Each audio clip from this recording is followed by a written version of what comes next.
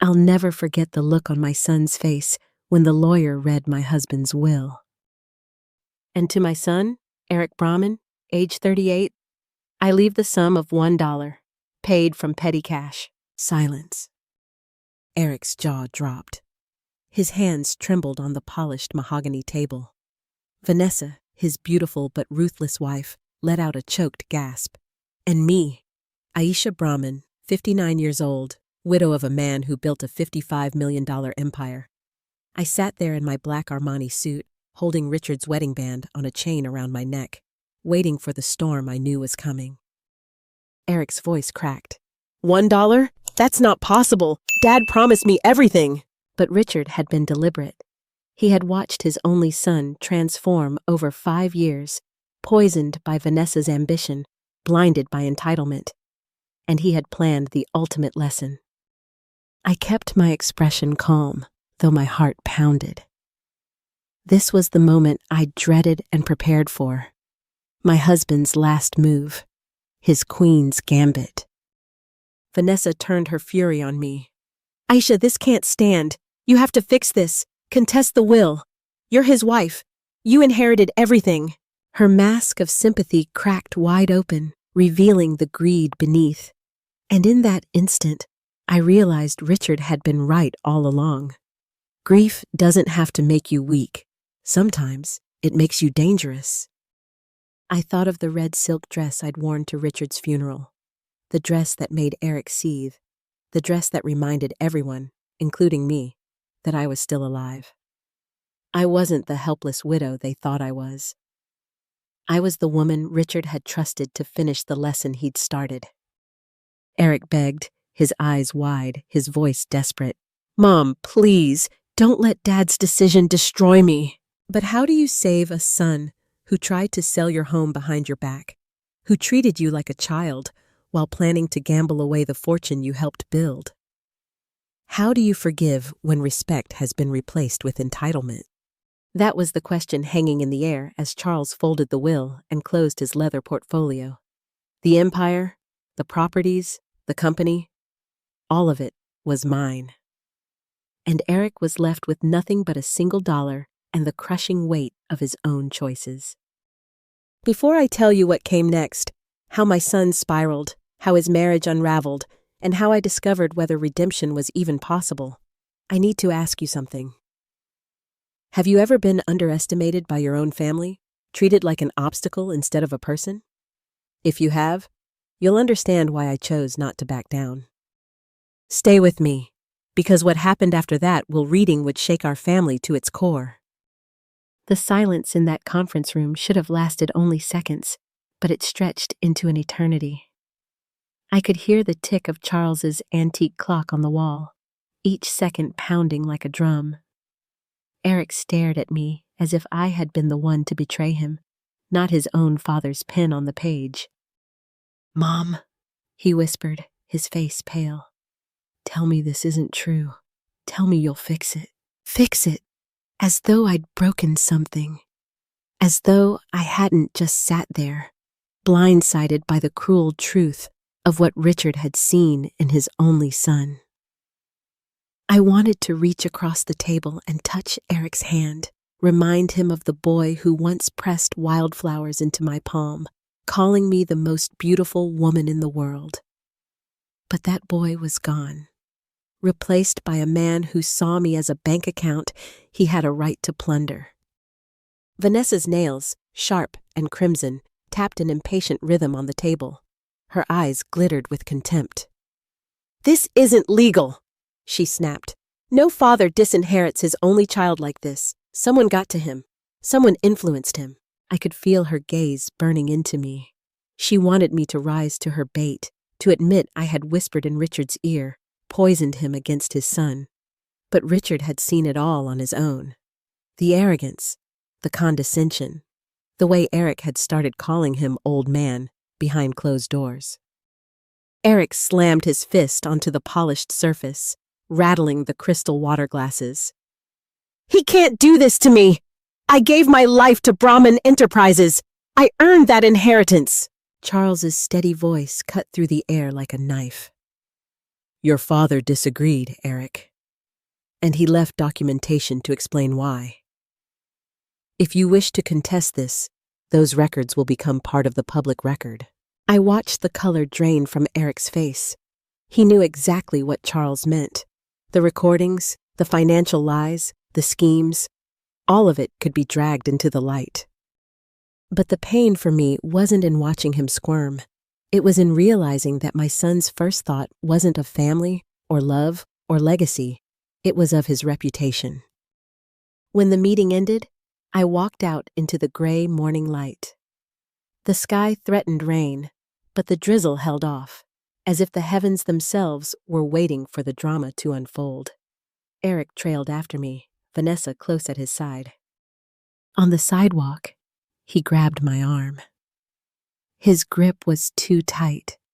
The same hands that once built Lego towers in my kitchen, now squeezing with desperation.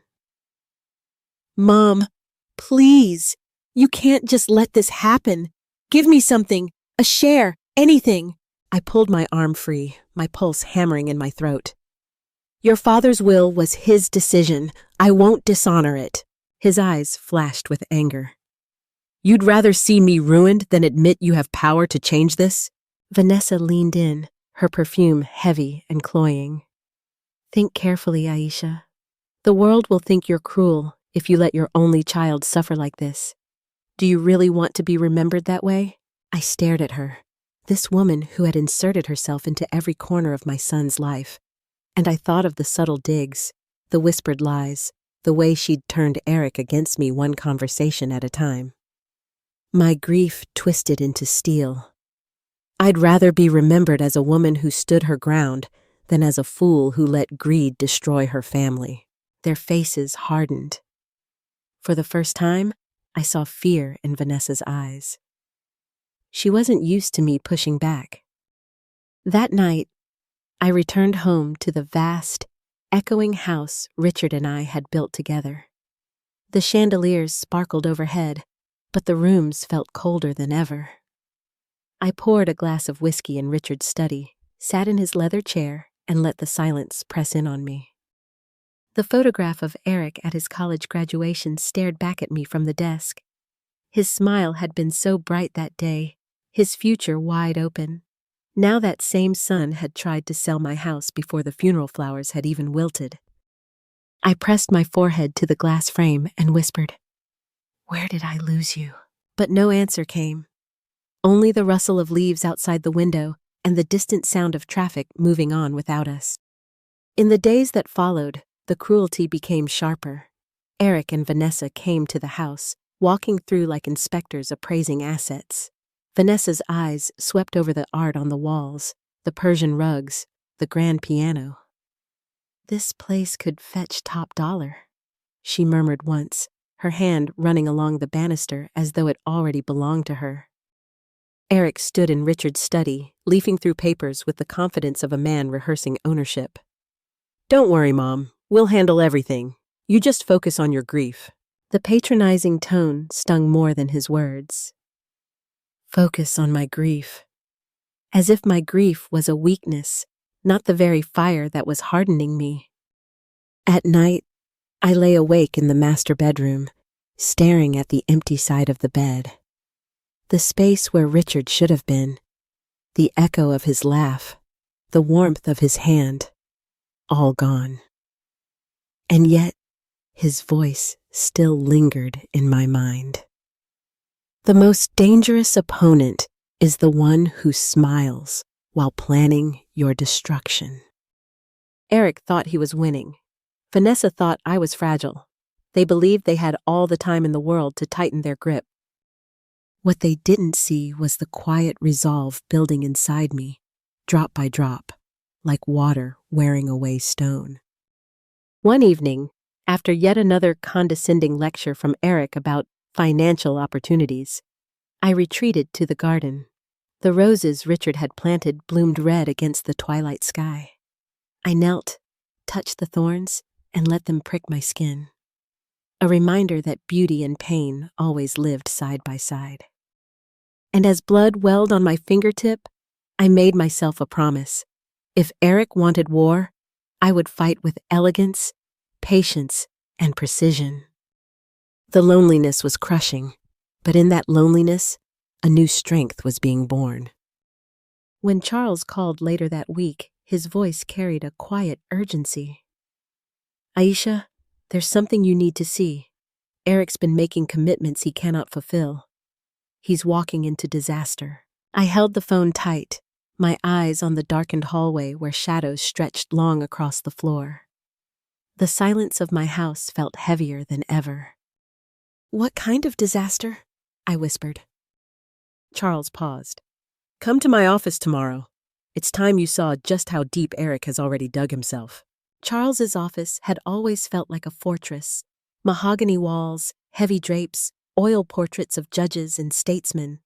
But that morning, walking through its doors, I felt less like a client and more like a soldier being briefed for battle. Charles stood behind his desk, a thick stack of papers bound in neat files waiting for me. His silver hair caught the morning light streaming in from the tall windows, and his eyes, sharp as ever, carried both pity and resolve. Aisha, he said, sliding the folders toward me. This is what your son has been doing since the funeral. I sat, my palms cool against the polished oak. When I opened the first folder, the smell of ink and paper rose, sharp as truth. There it was, in black and white, a letter of intent for a Miami condo, a $200,000 deposit promised.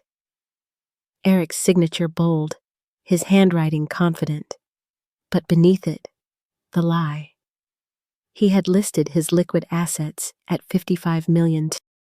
He doesn't have that, I whispered. No, Charles replied calmly. He has about $80,000 across all accounts. This isn't ambition, Aisha. It's fraud. I turned another page. A restaurant franchise agreement, 3 locations, a $15 million commitment. My breath caught. My son had signed his name to numbers that could swallow him whole. The further I read, the heavier the weight became. A warehouse property, $2.8 million. A tech startup, $5 million. Every page was another nail in the coffin Eric was building for himself. $23 million in obligations, Charles said finally, leaning back in his chair. All based on money that legally doesn't exist for him. I pressed my hand to my chest. It wasn't just shock. It was grief all over again. My son had taken Richard's death not as a moment for humility, but as an opportunity to gamble on fantasies. And Vanessa? I asked. Charles's mouth tightened. He flipped open a thinner file. Inside were receipts, Mercedes orders, jewelry deposits, contracts with interior designers. $150,000 here, $200,000 there. An avalanche of indulgence, all riding on a fortune she would never touch. I sat in silence, listening to the faint tick of Charles's office clock. The woman my son had married wasn't just complicit. She was the architect of their ruin. What happens when these contracts come due? I asked finally. Charles's gaze was steady. They'll sue. They'll garnish wages. Some may even pursue fraud charges. Eric is walking toward a cliff, and Vanessa is urging him to jump. I closed the file slowly. And Richard planned for this? He anticipated it, Charles said. He knew Eric would overplay his hand. He knew Vanessa would encourage it. That's why he asked me to document everything. He wanted Eric's own actions to expose him, not just his father's judgment. For a long moment, I couldn't speak. Richard's foresight was terrifying in its accuracy. My husband had seen what I refused to admit, that our son had become someone who would destroy himself if given enough rope. When I finally rose, Charles placed one more envelope in my hand. Wax sealed, my name scrawled across it in Richard's careful script. For Thursday night, Charles said softly. His last instructions before the will reading. I clutched it like a lifeline, though it felt more like a weapon. At home that evening, I wandered the halls like a ghost. Each room felt staged, a theater set waiting for the next act, and I was the actress, rehearsing my lines. I practiced vulnerability in the mirror, slumped shoulders, weary eyes, a tremor in my voice. I needed Eric and Vanessa to believe I was helpless, to think I needed them, because only then would their true nature spill out without restraint. The next morning, Eric called, his tone brimming with false reassurance. "Mom, good news. The developer's holding that condo for us. We just need to move quickly. The deposit is only $200,000. Vanessa says it's a steal." My grip tightened on the phone. "That seems like so much money." "It's not when you're dealing with Dad's estate," Eric said breezily. "Trust me, this is exactly the kind of opportunity he'd want us to seize." I bit back bitter laughter. Richard would never have gambled on a dream built on lies. "I suppose you know best," I murmured, letting my voice quaver. "That's the spirit, Mom. Don't worry. We'll handle everything." When he hung up, I set the phone down carefully, then laughed. A hollow, humorless sound that echoed in the empty kitchen. They thought they were handling me. In truth, they were revealing themselves. 2 days later, I attended a charity luncheon at the country club. The women there, Margaret Worthington, Eleanor Richardson, Patricia Ashford, were seasoned veterans of widowhood and wealth. They knew the language of estates, the weight of inheritance, the sting of betrayal. I wore navy silk, understated, with pearls that caught the light just enough to remind them I hadn't forgotten how to play this game. Over salad greens and sparkling water, I let my worries spill like breadcrumbs. "Eric's been so eager," I said softly, folding my napkin. "He keeps suggesting investments I barely understand. Miami real estate, restaurants, even a tech company. It all feels fast." Patricia's lips thinned. "Opportunities that demand speed are usually the kind you should avoid," Eleanor nodded. "Grief and pressure are a dangerous mix. You don't need to decide anything right now, Aisha." I lowered my gaze, allowing just enough vulnerability to show. "I don't want to disappoint Richard's memory, but Eric seems so certain." The women exchanged glances, concerned, sympathetic, and most importantly, ready to carry this story to others. By dessert, I knew word would ripple through the social circle. Eric Brahman, pressuring his grieving mother to gamble away her fortune. It was the first subtle strike. I hadn't lied. I hadn't exaggerated. I'd simply told the truth, wrapped in the helplessness they expected from me. And already, the tide of opinion was shifting. That evening, Eric and Vanessa visited again. Vanessa's heels clicked on the marble floor, her eyes sweeping over the house as though measuring drapes. Eric carried himself like a prince preparing to ascend a throne. "Mom," he began, "Vanessa's found a realtor. We think it might be time for you to consider downsizing. This house is far too big for just one person." I swallowed hard, my nails pressing into my palm. They wanted me gone. They wanted the house sold, the proceeds funding their schemes. Richard's study, our bedroom, the garden, liquidated like stock options. "I'll think about it," I whispered. Vanessa's smile was sharp. "The market's strong. No commitment, of course. Just information." After they left, I poured wine in Richard's study and stared at his photograph. My heart ached, but beneath the ache was iron. If this was the game they wanted to play, I would let them play it to the hilt. The days blurred into a quiet theater. Eric called daily with updates on deals that didn't exist. Vanessa dropped hints about new cars, new clothes, new lives funded by money they would never see. And I played my role. The grieving widow, the overwhelmed mother, the woman too naive to challenge their grand plans. But behind the mask, I watched. I listened. I memorized every arrogant word, every condescending smile, every careless assumption.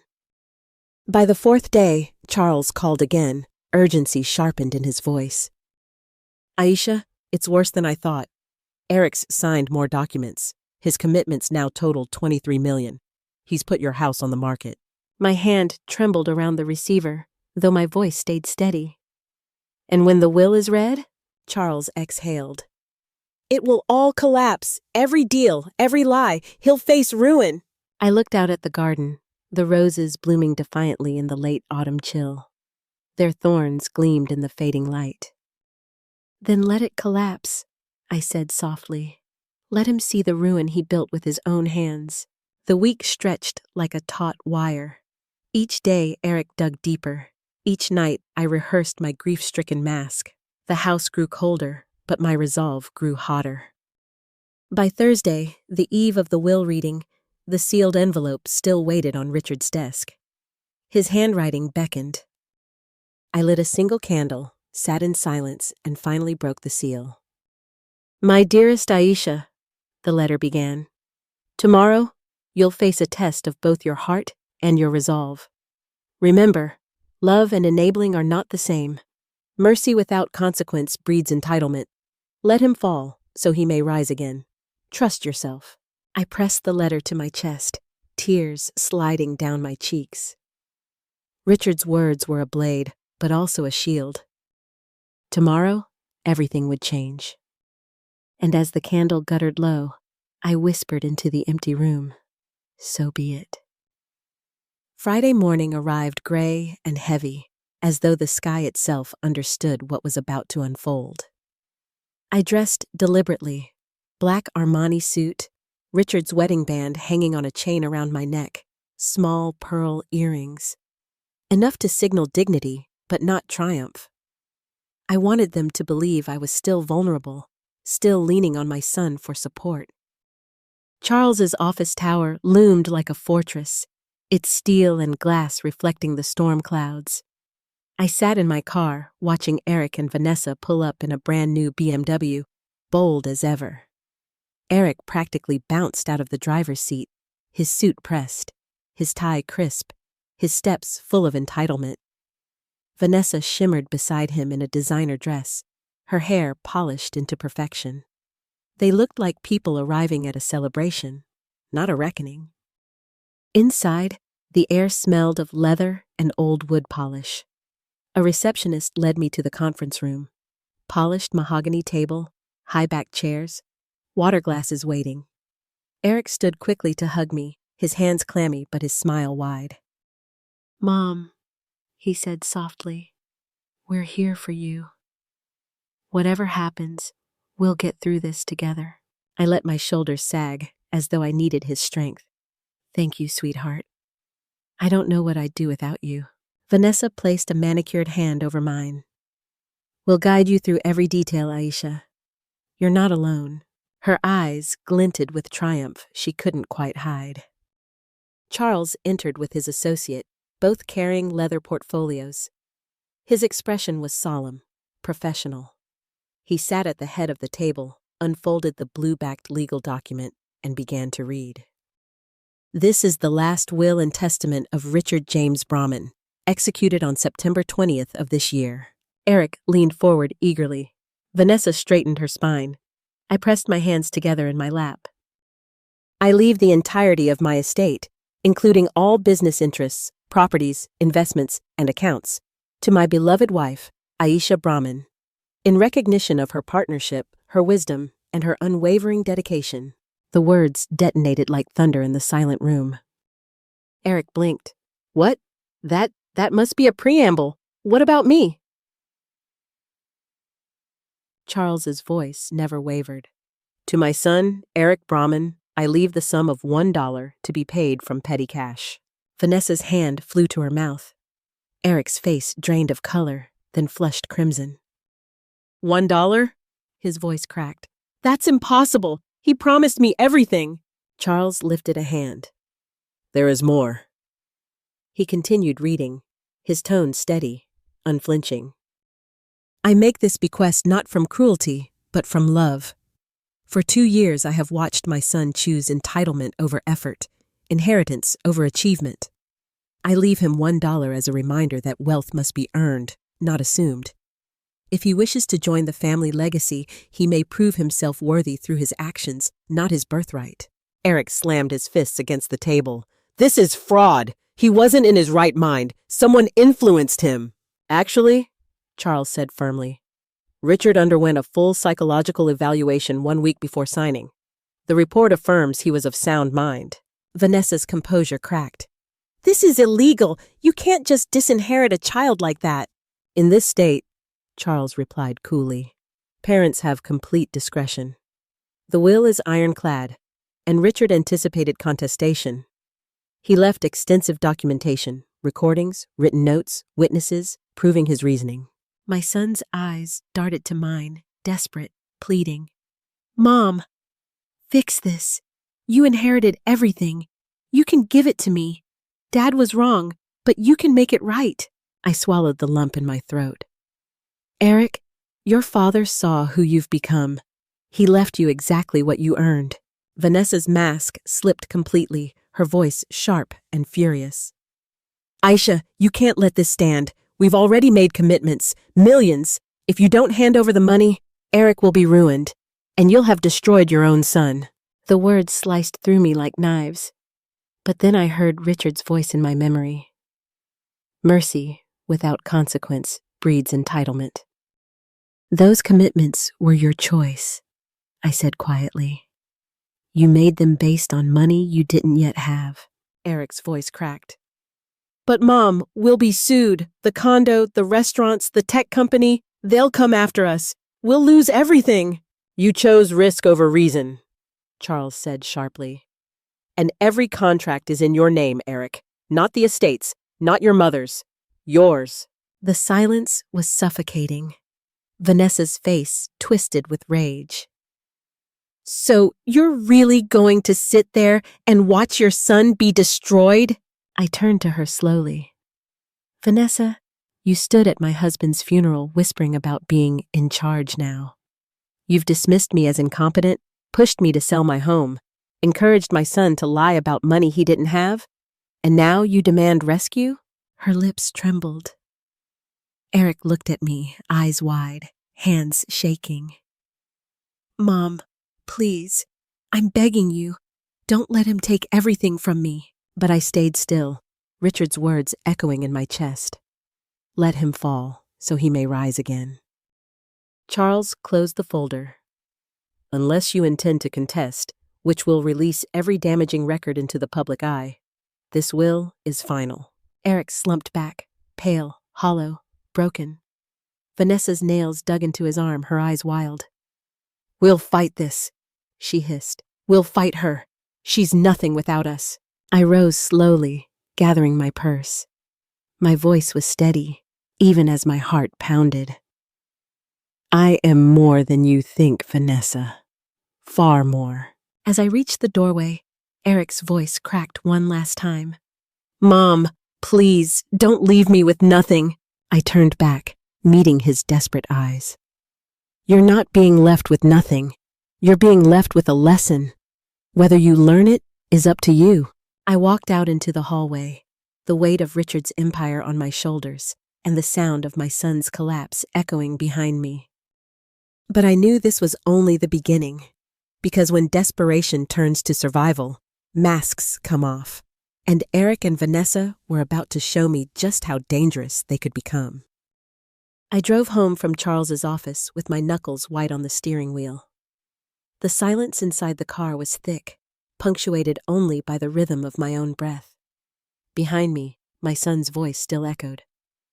Mom, please, don't leave me with nothing.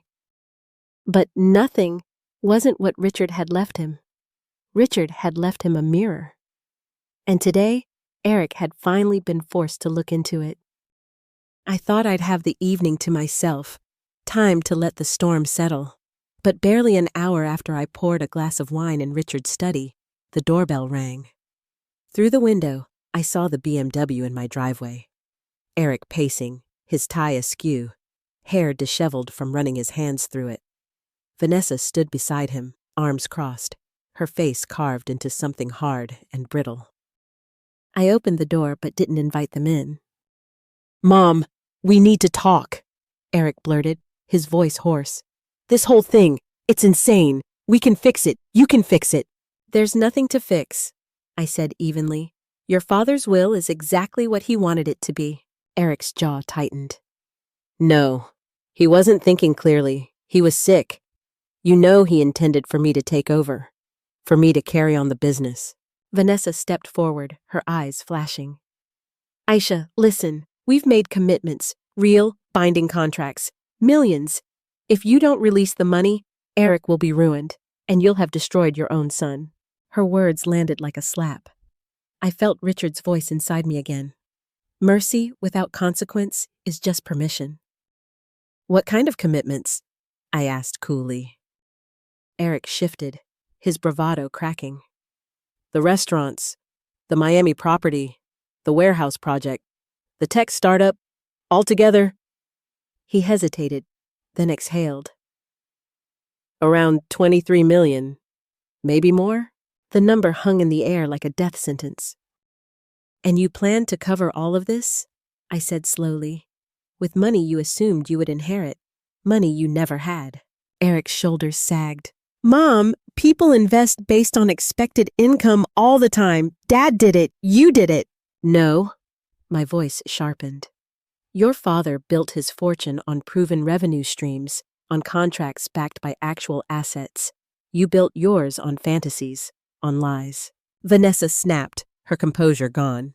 This is ridiculous. You're really going to stand there and let your son drown because of some vindictive little game your dead husband cooked up? The insult was so raw, so ugly, that it took my breath. Excuse me? You heard me, she spat. Richard is gone. Whatever grudges he carried should have died with him. You're alive. You have the power to save Eric. And you're choosing not to because you're a bitter, jealous old woman who can't stand anyone else being happy. Eric paled. Vanessa, stop! No, Eric. Someone has to say it. She's hiding behind Richard's ghost instead of doing the right thing. I straightened, every inch of my body trembling, but firm. You meant every word, Vanessa. And the fact that Eric defends you instead of condemning you tells me all I need to know about his loyalty. Mom! Eric reached for me, his eyes pleading. I pulled back. Your loyalties aren't with family, Eric. They're with your wallet. If they weren't, you wouldn't have spent the week after your father's funeral plotting how to spend money you didn't own. You wouldn't have lied to investors. You wouldn't have tried to sell my home behind my back. Vanessa's voice rose, sharp and shrill. So what now? You let him crash? Let him lose everything? Let him end up bankrupt and humiliated while you sit here sipping wine? I stared at her with a calm that felt carved from stone. That's exactly what's going to happen, because that's what he chose. Eric's desperation broke into panic.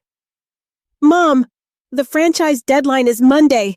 If I can't produce the money, they'll sue me. They'll take everything. Please, you can cover it. Just a loan. I'll pay you back. I shook my head slowly. You had your chance to respect what your father built. You squandered it. Now you'll face the consequences. Vanessa lunged a step closer, her voice dripping venom. You selfish witch! You're not saving him because you like watching him suffer. Admit it! Get off my property, I said quietly. Not until you give us what we deserve. What you deserve, I said, my hand tightening on the doorframe, is exactly what you got. $1 and a lesson. Eric flinched as though I'd struck him. Mom, please. If not for me, then for Dad's legacy. Don't let it die with him. I felt my heart fracture. My son, my only child, stood before me begging. And yet even his pleas carried the same entitlement that had poisoned everything. You're wrong, Eric, I whispered. Your father's legacy isn't dying. It's thriving.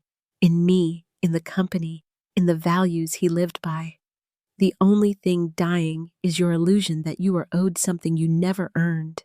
Vanessa's face twisted. You'll regret this. When Eric's life collapses, when the lawsuits pile up, when his name is ruined, you'll regret not saving him. Maybe, I said, but I'd regret more if I kept enabling him. I stepped back and began to close the door. Eric pressed forward, panic in his eyes. Mom, wait, please! Don't do this to me! Don't let Dad's decision destroy our family! I froze at the word. Family.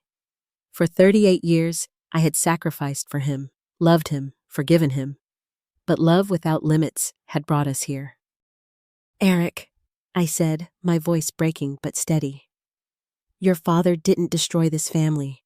You did, and now you have to decide whether you'll rebuild it or bury it completely. The door shut with a finality that shook the walls. I locked it, my hands trembling, and leaned against the wood as muffled shouting erupted outside. Through the window, I saw them arguing in the driveway, Eric's hands flying in desperation, Vanessa's face carved with fury. Finally, they got back into the BMW and tore away, the tires screeching against the pavement. My landline rang minutes later. Charles's calm voice filled the room. Aisha, how are you holding up? They came here. Vanessa called Richard a corpse. She called me. I swallowed the word. Ugly things. That confirms everything Richard suspected, Charles said quietly. Aisha, you did the right thing. Anything else would have erased the lesson entirely. I stared at the photographs on the wall. Eric as a boy with missing teeth, Eric at his college graduation, Eric with Vanessa smiling too brightly on their wedding day. My chest ached. Charles, what if this destroys him completely? Then you'll know who he really is. If he rises, he'll rise on his own. If he falls, at least it will be by his own choices, not yours. The wineglass shook in my hand. Outside, the evening light cast long shadows through Richard's study, stretching across the floor like reminders of a man who had built everything with patience and integrity. He had left me with more than wealth. He had left me with conviction. But conviction doesn't make the silence easier. For hours, I paced the house, every room echoing with memory and absence. Eric's laughter as a child, Richard's steady voice, the sharp click of Vanessa's heels across my floors. All of it layered into a haunting chorus that followed me from hallway to hallway. Near midnight, I stood by the window, the city lights glittering in the distance. Somewhere out there, my son was unraveling, contracts collapsing, creditors circling, a marriage fracturing, and I had chosen to let it happen. I pressed Richard's ring against my chest and whispered into the night, God, let him learn. But even as I prayed, I knew the storm was far from over. Because desperation doesn't vanish with humiliation. Desperation sharpens into something else, anger, recklessness, revenge. And Eric and Vanessa weren't done with me yet. The night after they stormed out of my driveway, silence pressed heavy on the house Richard and I had built together. I didn't sleep. Every creak of the floorboards felt like an echo of choices I couldn't undo. By morning, the storm inside me had hardened into a strange kind of calm. Over the next weeks, news reached me through careful channels. The franchise company filed suit within days. Eric's credit collapsed overnight. The Miami property deal imploded, the deposits forfeited, penalties triggered. By the time Charles updated me, the numbers were staggering. Over $20 million in liabilities for a man who barely had $80,000 in savings. Then came the social fallout. Friends whispered, bankers cut ties, invitations dried up. Vanessa's diamond smile cracked first. She withdrew, blaming Eric, filing for divorce, claiming she'd been deceived. In her court filings, she described my son not as a husband, but as a fraud. The woman who had once called me mother now wielded Eric's failures as her shield. When I heard, I cried, not for her betrayal, but for his humiliation. He had been blind, and I had let him be blind. 3 months after the will reading, the BMW was repossessed outside a spa. The scene made its way through society pages faster than wildfire. 6 months later, Eric lost his job at Brahmin Enterprises. Not by my order, but by his own undoing. Too many creditors calling during business hours, too many reckless comments about family disputes. The company my husband and I built could not be risked on our son's entitlement. And then silence. For nearly a year, Eric disappeared from my sight. No calls, no letters, only whispers from our circle. Rumors of bankruptcy, rumors of cheap apartments, rumors of a man stripped bare of everything but his name. It was during that silence that something shifted in me. The ache of loss settled into acceptance. Richard's plan hadn't just dismantled Eric's illusions, it had forced me to confront mine. The illusion that unconditional rescue was love. The illusion that enabling was mercy. 3 years later, a letter arrived. The handwriting was shaky but familiar. Dear Mom, I know I have no right to write you. I'm not asking for forgiveness or money. I only want you to know I think about you and Dad every day. I'm working construction now. Honest labor, small wages, but work that leaves me tired in a way that feels clean. For the first time, men respect me not for my last name, but because I show up. I've started paying back people I lied to. It will take years, but I'll keep going. I hope you're well. I hope you're happy. I'm sorry it took losing everything to understand what you and Dad tried to teach me. Love, Eric.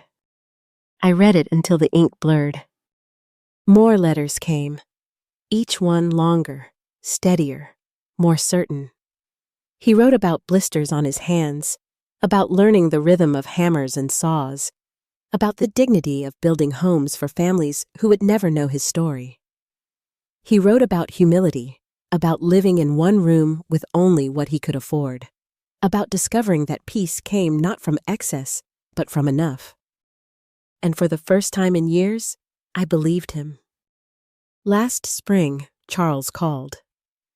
Aisha, he said, his voice carrying something rare, pride. Eric has been promoted, project manager. He's overseeing affordable housing builds in Denver. He's respected, known for integrity. Integrity, the word I thought my son had abandoned forever. And then, the invitation. Eric was coming to Chicago to speak at a national housing conference. Not as an heir, not as a husband to a wealthy wife, but as a man recognized for his own work. He wanted to see me, not to beg, not to borrow, just to apologize in person. When I heard his voice on the phone, steady, older, no longer frantic, I almost didn't recognize him. Mom, he said, I know I have no right to ask, but I'd like the chance to show you who I've become. So here I stand, 3 years after Richard's death, on the threshold of a choice. Do I let my son back into my life? Do I risk the wounds opening again? Or do I accept that the harshest love we gave him, the lesson that broke him, was the only way he could rebuild? I don't know yet. What I do know is this. Richard's gamble worked. Eric's inheritance was not millions in dollars. It was a chance at becoming a man. And perhaps that's the most priceless legacy a father can leave. As for me, I live free. Free of Vanessa's sharp eyes on my jewelry. Free of whispered calculations about my worth. Free of being underestimated. Richard's empire is steady in my hands, but more than wealth, I carry the strength of having chosen justice over weakness, clarity over illusion. Sometimes love is soft, sometimes love is mercy, but sometimes love is steel.